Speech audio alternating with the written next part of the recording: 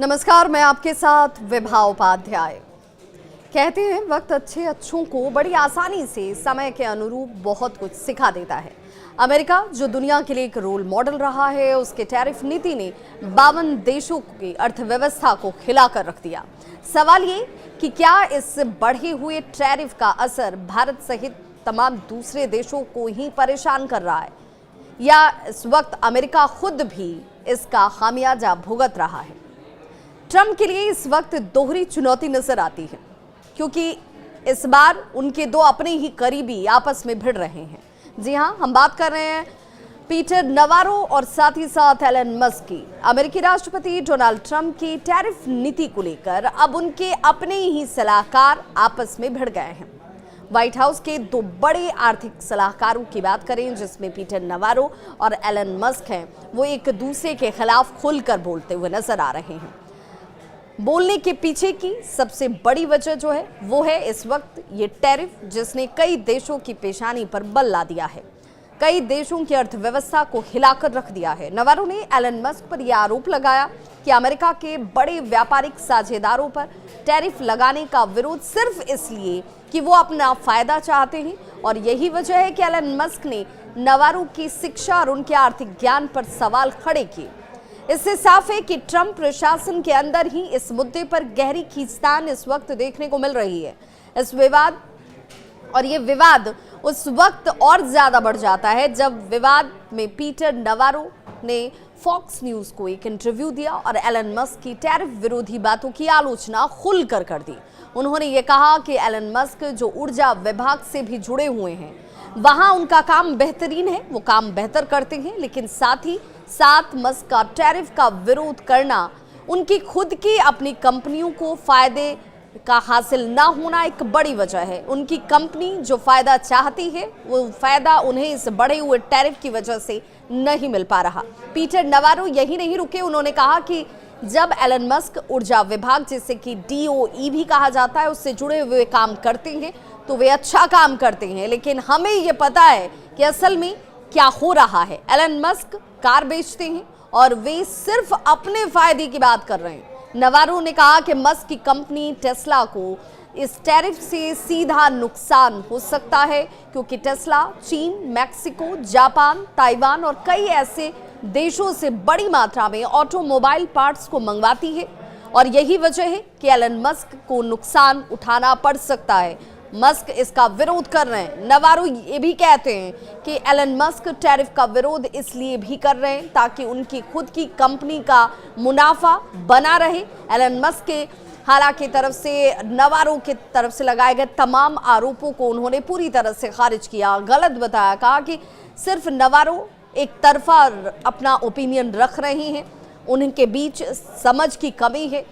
सिर्फ बड़े इंस्टीट्यूशन से शिक्षा ग्रहण करना किसी की सोच या समझ को विकसित नहीं करता, और बड़े ही तल्ख टिप्पणी सोशल मीडिया प्लेटफॉर्म एक्स पर करते हुए एलन मस्क नजर आए। एलन मस्क ने सिर्फ नवारो की बातों का ही विरोध नहीं किया, बल्कि उनकी पढ़ाई और काम को भी सवालों के घेरे में लाकर खड़ा कर दिया।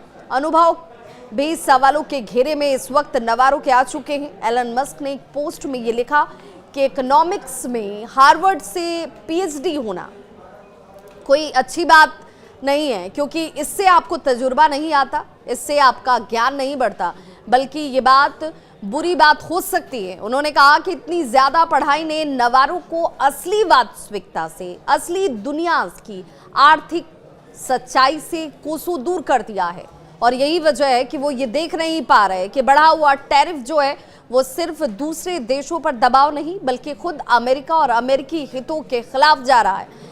एक और पोस्ट एलन मस्क की तरफ से किया जाता है और उनकी तरफ से लिखा जाता है कि सब उनके घमंड और सोच की एक समस्या है।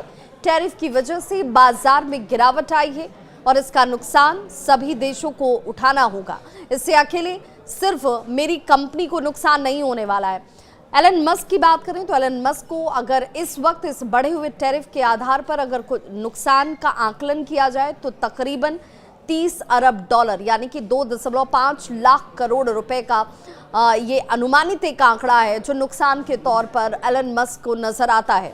अब लोग ये भी सोच रहे हैं कि एलन मस्क की ट्रंप की नीतियों का इस रूप में विरोध करना क्या अब रिश्ते में खटास को दिखा रहा है? निजी नुकसान की वजह से कहीं एलन मस्क इस तरीके की टीका टिप्पणी तो नहीं कर रहे? अब ये भी देखना बहुत दिलचस्प होगा कि ट्रंप इस विवाद से किस तरीके से निपटते हैं, क्योंकि सिर्फ दूसरे राष्ट्रों का दबाव ही इस वक्त डोनाल्ड ट्रंप पर नहीं है, बल्कि उनके खुद के अपने सचिव का दबाव है, अपने सहयोगी का दबाव है, अपने राष्ट्र के अंदर भी कई तरीके से इस वक्त अर्थव्यवस्था जो हिली हुई है उसका दबाव भी ट्रंप के ऊपर नजर आता है। तो देखना होगा कि किस तरीके से जो ट्रंप हैं वो इससे निपटते हैं। क्या वो अपने पुराने सलाहकार नवारो की जो सख्त व्यापारिक नीति है उस पर ही वो टिके रहते हैं, या फिर एलन मस्क और फिर बाकी जो बिजनेस लीडर्स हैं जो ये सुझाव दे रहे हैं कि ये बढ़ा हुआ टैरिफ जो है सिर्फ दूसरे राष्ट्र के लिए चिंता का नहीं बल्कि खुद अमेरिका और अमेरिकी हितों के लिए भी चिंता का सबब बन सकता है, इसमें नरमी की ज़रूरत है। और ये मामला सिर्फ अमेरिका के लिए नहीं बल्कि पूरी दुनिया की अगर हम बात करें तो पूरी दुनिया के व्यापारिक रिश्तों के लिए भी बहुत अहम हो जाता है, क्योंकि जब दुनिया की एक बड़ी अर्थव्यवस्था की बात करेंगे तो आपसी टकराव यहाँ पर भी बढ़ता हुआ नजर आ रहा है और इसका असर पूरी वैश्विक अर्थव्यवस्था पर भी आने वाले वक्त में नजर आ सकता है। फिलहाल ये देखना होगा कि ट्रंप क्या इस पर नरमी दिखाते हैं। फिलहाल दुनिया पहले से हो कई आर्थिक मुश्किलों से इस वक्त भी जूझ रही है और इस बढ़े हुए टैरिफ के बाद जो आर्थिक दबाव है उस दबाव से कैसे दुनिया निपटती है और भारत इस पे कैसे जीत हासिल करता है, ये इस वक्त सबसे बड़ी चर्चा का विषय बना हुआ है। लेकिन क्या ट्रंप अपने सहयोगियों की बात से इत्तेफाक रखते हैं? क्या ट्रंप एलन मस्क की बात से इत्तेफाक रखते हैं? ये सारे सवाल हैं जिन सवालों के जवाब आने वाले वक्त में मिलेंगे। इस खबर पर क्या है आपकी राय, बताइएगा जरूर। मैं आपके होस्ट और दोस्त विभा।